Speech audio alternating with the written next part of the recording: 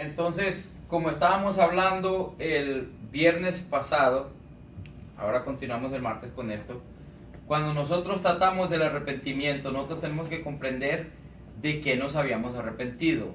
Ya eso ya lo tomamos, ya lo expresamos, ya sabemos que el pecado es la transgresión de la ley, por lo tanto el arrepentimiento es arrepentirse de transgredir la ley.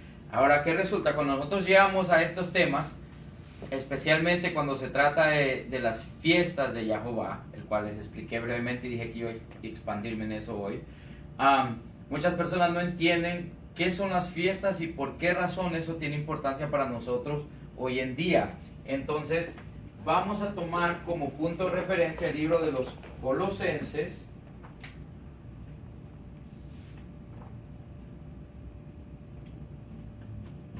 Vamos a tomar el capítulo 2 y el versículo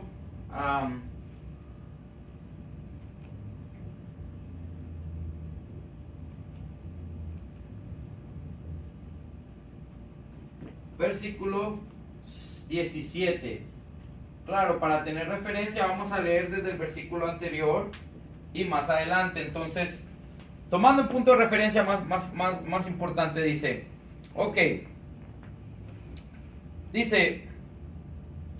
vamos a leer desde el principio de Colosenses 2, dice, porque quiero que sepáis cuán gran lucha sostengo por vosotros y por los que están en Laodicea y por todos los que nunca han visto mi rostro, dice, para que sean consolados sus corazones, unidos en amor, hasta alcanzar todas las riquezas de pleno entendimiento, a fin de conocer el misterio de Dios el Padre y del Mesías.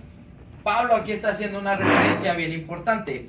¿Por qué? Porque Pablo dice que nosotros tengamos un entendimiento pleno. Ese es el temor de muchas personas, tener un entendimiento pleno. Nunca quieren tener un entendimiento pleno de la palabra porque tienen temor a preguntar el porqué de las cosas, qué es esto. Entonces siempre se sigue la palabra sin tener un entendimiento de lo que se está haciendo, como por qué razón las fiestas toman lugar. Si nosotros no entendemos qué propósito tienen las fiestas, entonces para nosotros las fiestas no significan nada. Y por esa razón cuando alguien nos habla de las fiestas, no hay problema. Pero si alguien habla de guardar Navidad, no le toquen ese tema. O si alguien habla de la Semana Santa, ni se diga. ¿Por qué? Porque para ellos esos temas sí tienen algo de simbología, porque se les ha enseñado y han creído que tiene que ver con el Mesías. Y el Día del Amor, ¿por qué lo guardan? Porque Dios es amor, entonces vamos a celebrar el Día del Amor, a pesar de que es a un hombre que se llama San Valentín, el cual es un demonio. Entonces, ¿qué resulta? Pablo dice que él quiere que nosotros tengamos un pleno entendimiento a fin de conocer el misterio de Dios el Padre y del Mesías. Ese misterio se encuentra escondido en las fiestas de Jehová.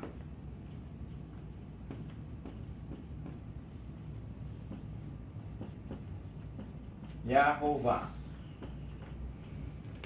Y cuando nosotros comprendamos y miremos qué significa este ministerio, entonces ese misterio entonces va a ser mejor para nosotros. Dice, en quien están escondidos, dice, todos los tesoros de la sabiduría y del conocimiento. Este es Colosenses 2.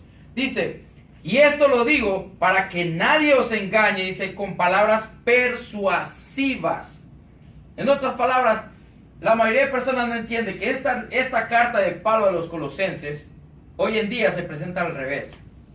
Pablo les estaba hablando a los Colosenses, un grupo nuevo de personas que estaban, de gentiles, que estaban entrando a la fe, estaban empezando a comprender el misterio y las cosas de Jehová. Entonces Pablo, por el amor que tiene, les dice, hermanos, yo a ustedes les voy a enseñar los misterios que hay detrás de lo que Jehová ha dejado. Pero les digo esto para que cuando venga alguien y les diga algo diferente, no sean persuadidos a seguir vanas enseñanzas.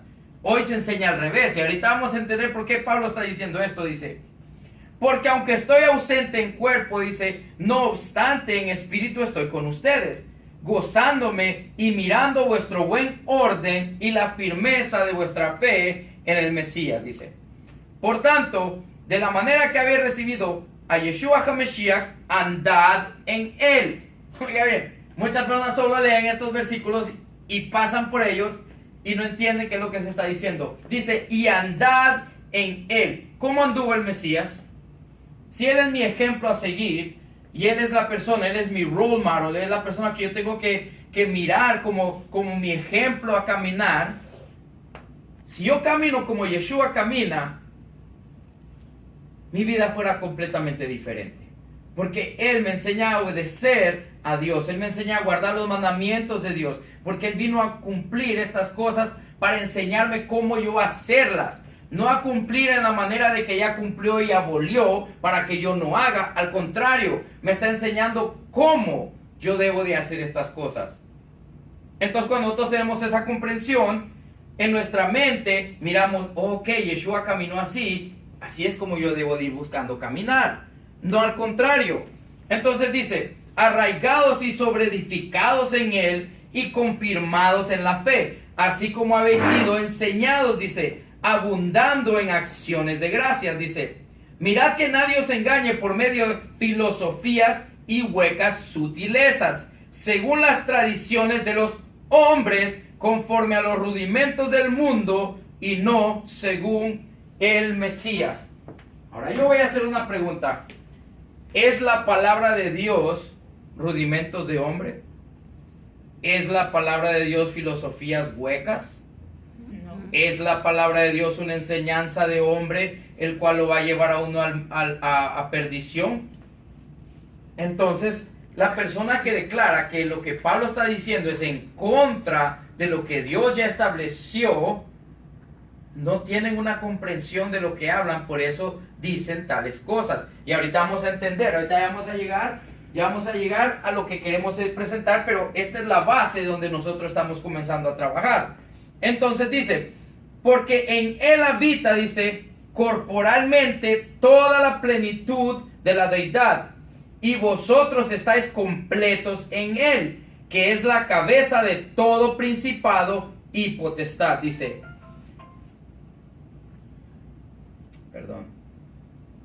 Que es la cabeza de todo potestad, de todo principado y potestad, dice, en Él también fuisteis circuncidados, dice, con circuncisión no hecha a mano, al echar de vosotros el cuerpo pecaminoso carnal, dice, en la circuncisión del Mesías.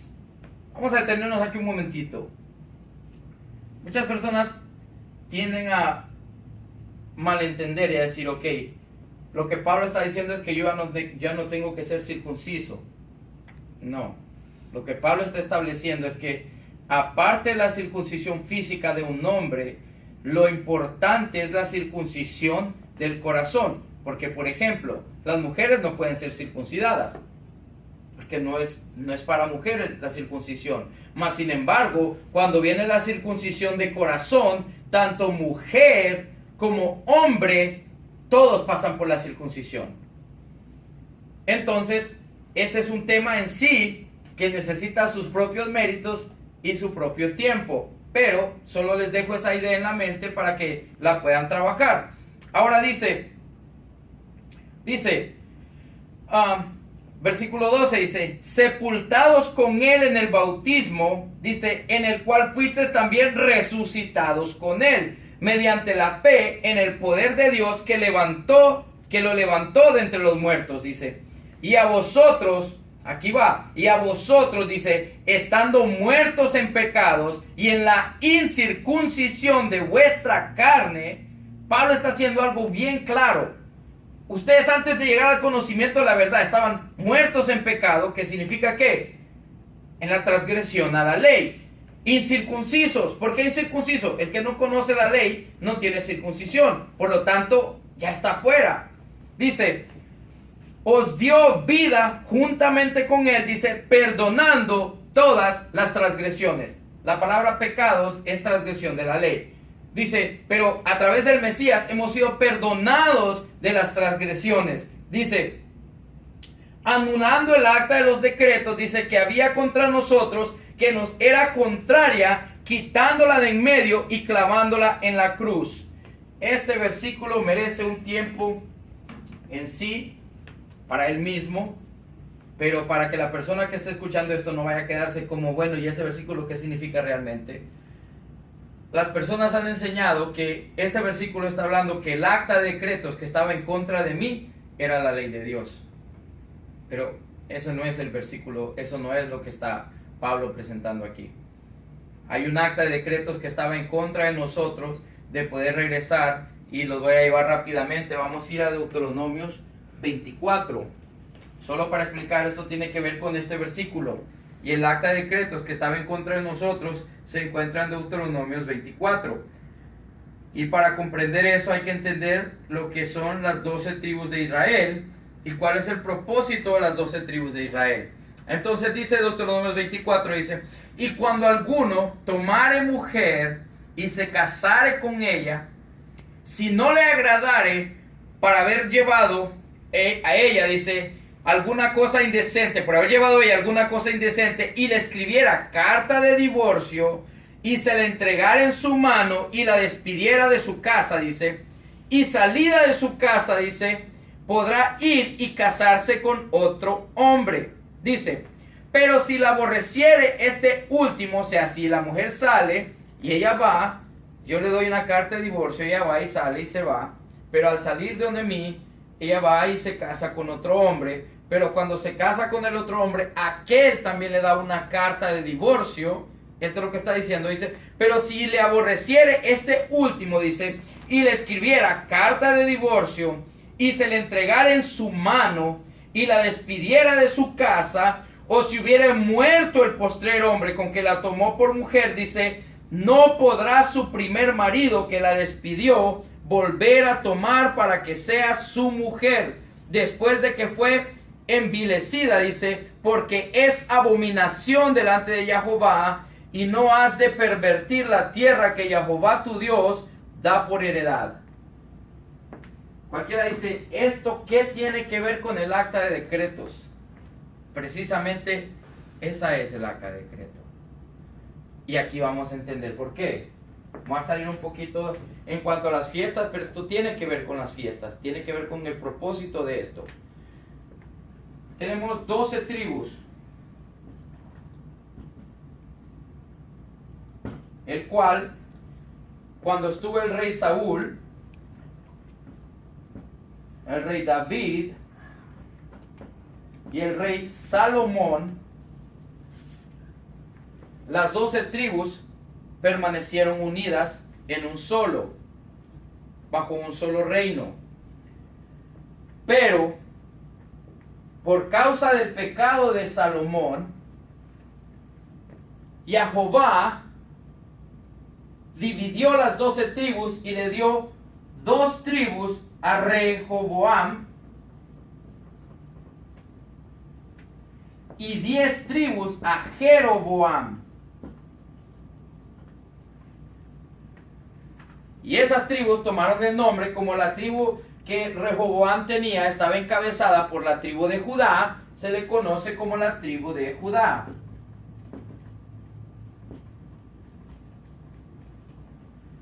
Y en el cambio con las 10 tribus que Jeroboam llevó, las 10 tribus que Jeroboam llevó eran encabezadas, se le conoce como la tribu de Efraín, Manasés o la tribu de José. Tiene esos nombres porque siempre era encabezada ya sea por José, Efraín o Manasés. Entonces, para entender qué es lo que sucede y qué es lo que pasa, todo lo que pasa en la Biblia tiene que tener un precedente bíblico, porque esto se establece bajo términos legales que Dios establece.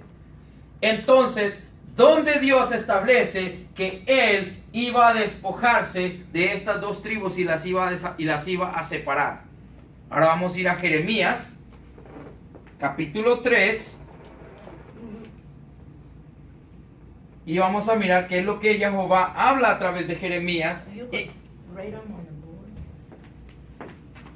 Entonces vamos a ver, teníamos a Deuteronomios 25 creo que es.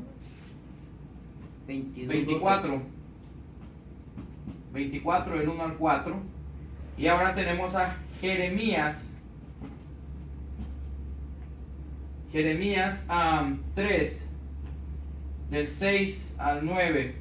Puede que sea un poquito más allá, pero vamos a tomar esos versículos por ejemplo. Ahora, ¿por qué es importante entender esto antes de poder mover hacia adelante? Porque cuando nosotros llegamos a un lugar en la palabra en donde algo es dicho que nosotros no tenemos idea de qué significa, si causa algún tipo de confusión, es mejor limpiar el camino para poder moverse hacia adelante. Ya que en Colosenses 2:14 dice que fue quitada el acta que estaba en contra de nosotros. Si no entendemos qué significa esto, nosotros podemos entender cualquier cosa y nos perdemos el camino. Y vamos a entender por qué todo esto tiene que ver, todo es junto y todo va hacia lo mismo. Entonces, llegamos a Jeremías, capítulo 3. Y Jeremías dice así, capítulo 3 dice, versículo 6. Me dijo Jehová en días de rey Josías, dice, ¿has visto lo que ha hecho la rebelde Israel? Dice, ella se va sobre todo monte alto y debajo de todo árbol frondoso y ahí fornica. Solo quiero que para que ustedes tomen en cuenta, de aquí en adelante, después de Salomón, los reinos se dividieron en dos y se conoce como el reino de Judá y el reino de Efraín o Israel. Entonces, cuando la palabra dice Judá, se refiere a las dos tribus que estaba Rehoboam. Y cuando dice Israel, se refiere a las 10 tribus. Y eso es importante tomar en cuenta, porque si no entendemos esto, nunca vamos a comprender las escrituras en su plenitud, el cual en Colosenses Pablo acaba de establecer que cuando nosotros estamos en el Mesías, Él nos está dando el misterio que estaba escondido para que nosotros lo entendamos en plenitud. Esta es la plenitud de este misterio, que estas dos tribus, este es el misterio que Pablo le está presentando a Colosenses. El ministerio es esto: Jehová divorció y va a divorciar a esta tribu. Y ahorita vamos a tomar en cuenta, vamos a leerlo para que no sea yo el que esté hablando y diga esto. Entonces dice, y dije, versículo 7 dice, y dije, después de hacer todo esto, dice, se volverá a mí, pero no se volvió. Y lo vio su hermana rebelde Judá. Entonces aquí ya está estableciendo a Israel como uno y a Judá como otro, ¿verdad? Entonces dice, ella vio, dice, que por haber fornicado la rebelde Israel, dice, yo la había despedido y dado carta de repudio, pero no tuvo temor, dice la rebelde Judá, su hermana, dice, sino que también fue ella y fornicó. ¿Cuántos acaban de entender qué es lo que acaba de pasar aquí en el versículo 8? Dice, y ella vio, dice, que por haber fornicado la rebelde Israel, yo le di carta de repudio. Justamente lo que estábamos viendo en Deuteronomios 24:1. Si un hombre se casara con una mujer y hallara falta en ella, en este caso Jehová halló falta en Israel por fornicación, adulterio, entonces le dio carta de repudio. ¿Qué hizo Israel? Se fue y continuó en su adulterio y fornicación. Continuando dice, y sucedió que por juzgar ella con cosa liviana su fornicación, dice, la tierra fue contaminada y adulteró con la piedra y con el leño. Aquí estas palabras se escuchan medio raras hacia la persona. Dice, ¿cómo es que con la piedra y con el leño? Bueno, literalmente la piedra y el leño se refieren a dioses falsos, cuando la palabra demuestra un corazón de piedra, es aquel corazón que está fuera de la palabra de Dios. Al igual que un leño seco, algo que no sirve. Entonces dice, con todo esto, su hermana la rebelde Judá, dice, no se volvió a mí de todo corazón, sino que fingidamente, dice Jehová. Entonces dice el versículo 11, dice, y me dijo Jehová, dice, ha resultado justa la rebelde Israel en comparación con la desleal Judá. Ve y clama estas palabras hacia el norte y di, vuélvete, oh rebelde Israel, dice Jehová. No haré caer mi ira sobre ti, porque misericordioso soy yo, dice Jehová. No guardaré para siempre el enojo. Reconoce pues tu maldad, porque contra Jehová tu Dios has prevalecido, dice, y fornicaste con los extraños debajo de todo árbol frondoso, y no oíste mi voz, dice Jehová. Convertíos, hijos rebeldes, dice Jehová, dice, porque yo soy vuestro esposo, y os tomaré 1 de cada ciudad y 2 de cada familia, y os introduciré en Sión. Entonces, miramos aquí en Jeremías que está sucediendo algo importante. ¿Qué pasa? Dios, Jehová, se está presentando como esposo, ¿verdad? Jehová se está presentando como un esposo y está presentando tanto a como él se casó con las 12 tribus, el cual eran una sola tribu, pero vino y las dividió en 2 partes, a Judá, a Israel. ¿Qué resulta? Gracias al pacto con Abraham, a pesar de que Judá fornicó al igual que Israel, Jehová perdonó a Judá porque de ahí tenía que nacer el Mesías, pero a Israel le dio carta de repudio. Entonces, los profetas siempre se preguntaron, ¿cómo es que Jehová va a volver a tomar a Israel y va a casarse con ella? ¿Ok? ¿Cómo es que Jehová se va a casar con Israel si él le dio carta de repudio y ella se fue a casar con otro esposo? Y dice que si la mujer va y se casa con otro y el otro le da carta de repudio o la deja y quiere volver a regresar con el marido que tenía primero, dice, no podrá. Dice, es abominación en contra de Jehová. Esto es el preámbulo de Colosenses 2:14. Ese es el acta de decretos que estaba en contra de que de los 2 hombres se hicieran uno. Y cuando nosotros no tenemos esa comprensión en nuestra mente, tomamos estos versículos fuera de su contexto y empezamos a especular cualquier cosa. Ahora vamos a mirar cómo dentro de los párrafos bíblicos, Jehová pronunció que él iba a tomar de nuevo a Israel. Y por eso los profetas, yo no estoy diciendo esto porque se me está ocurriendo, esto es bíblico. Y vamos a ir a Oseas, cómo Jehová predica a través de Oseas, diciendo que él iba a volver a tomar a Israel como su esposa, pero ni aún Oseas entendía cómo es que Jehová iba a volver a casarse con ella.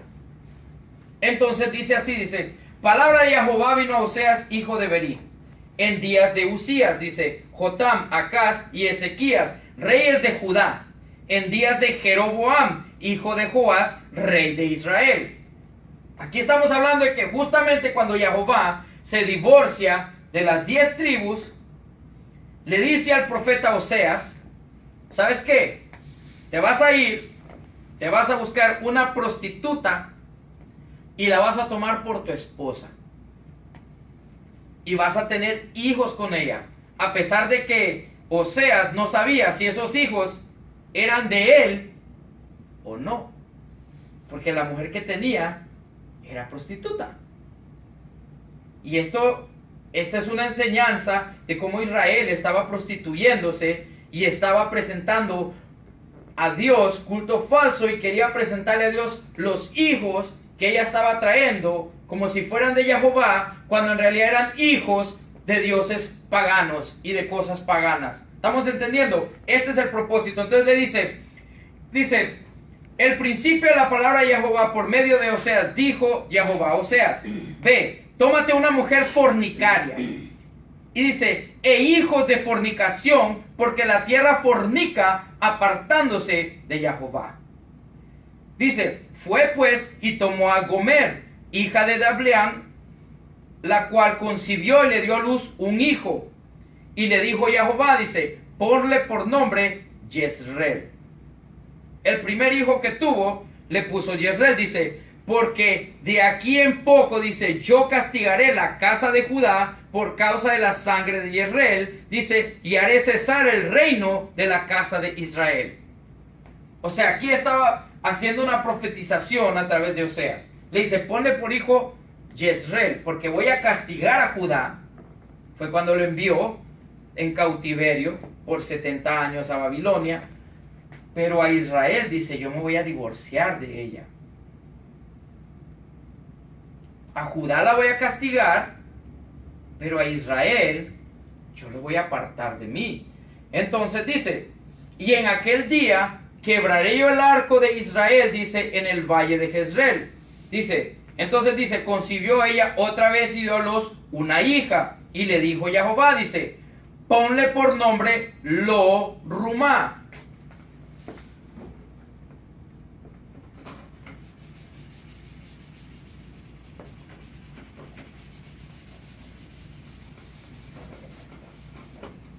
Tiene una hija, se llama Jezreel. Y esto es castigo a Judá y divorcio a Israel. Y ahí tiene otra hija, este es el primer hijo. Ahí tiene el segundo. Se le puso por nombre Lo-Ruama.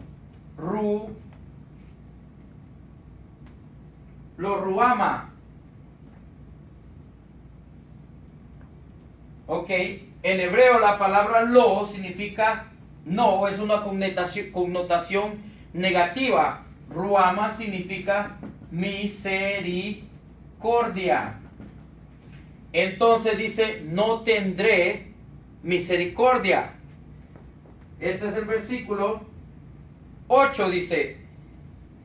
Y de ahí dice en el versículo 9, dice, después de haber destetado a Lo-Ruama, en el versículo 6 estaba.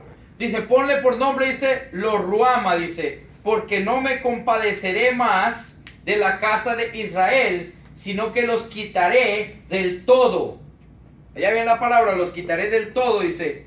Mas la casa de Judá, dice, tendré misericordia y los salvaré por Jehová su Dios, dice. Y no los salvaré con arco, ni con espada, ni con batalla, ni con caballo, ni con jinetes. Ya dice el versículo 8, después de haber destetado a Lo-Ruama, concibió y dio a luz un hijo. Dice, y Jehová le dijo, ponle por nombre Lo-Amí. Lo-Amí.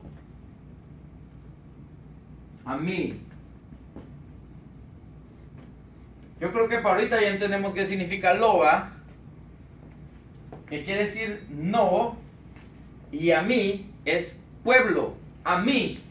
Entonces, dice, no son más mi pueblo. Está hablando aquí de quién? De Israel. Entonces dice, y dijo Jehová, ponle por nombre Lo-Amí, dice, porque vosotros no sois mi pueblo, ni yo seré vuestro Dios. Entonces los profetas se quedaron, ¿cómo es que él se va a casar de nuevo con Israel? Si le dio carta de divorcio, ella se fue en pos de otros dioses, por lo tanto, aunque ella quiera regresar, ya no puede regresar con el mismo esposo, porque él lo ha declarado que es una abominación.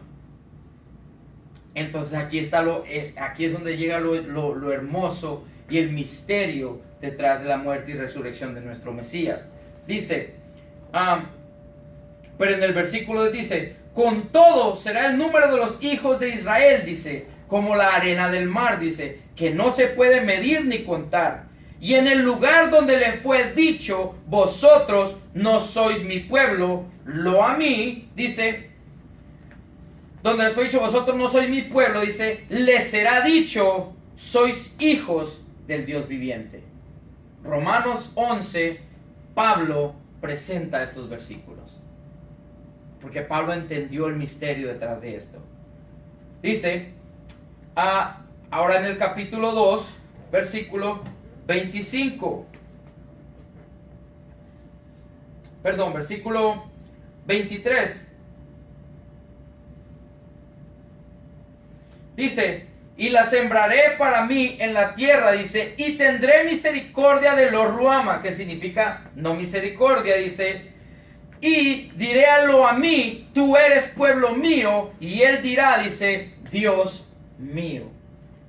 Todo el capítulo de Oseas, todo el libro de Oseas, se trata de este encierro, de este misterio. Este misterio es el que Pablo está exponiendo en Colosenses 2.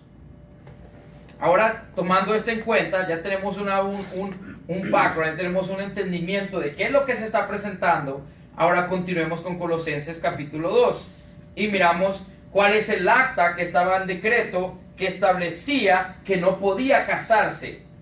Entonces dice, anulando el acta de los decretos que había contraria contra nosotros, dice, que nos era contraria, quitándola de en medio y clavándola en el madero. Y despojando a los principados y a las potestades, dice, los exhibió públicamente, triunfando sobre ellos en el madero. Por tanto, aquí es donde viene lo importante. ¿Cómo es que Jehová se vuelve a casar con ella?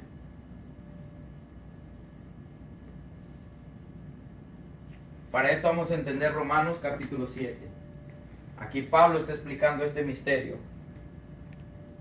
Romanos capítulo 7 dice así: ¿acaso ignoráis, hermanos? El versículo 1.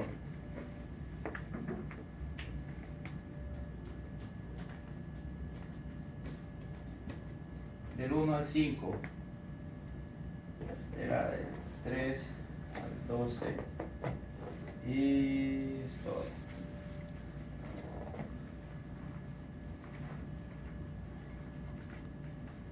Ahora dice ahí en Romanos capítulo 7, versículo 1, dice, ¿acaso ignoráis, hermanos? Dice, pues hablo con los que conocen la ley, el cual cuando muchas personas toman el libro de Romanos, yo me hago la pregunta, si Pablo está diciendo que está hablando con alguien que conoce la ley, ¿cómo es que alguien que ni siquiera tiene idea de lo que es la ley de Dios puede tomar en cuenta lo que Pablo está diciendo? Si Pablo está hablando claro, él dice antes de comenzar, ¿acaso ignoráis, hermanos? Dice, pues hablo con los que conocen la ley. Dice, que la ley se enseñorea del hombre, entre tanto, éste vive. Entonces Pablo va a presentar el caso. Dice, porque la mujer casada está sujeta por la ley al marido mientras éste vive, dice, pero si el marido muere, ella queda libre de la ley del marido.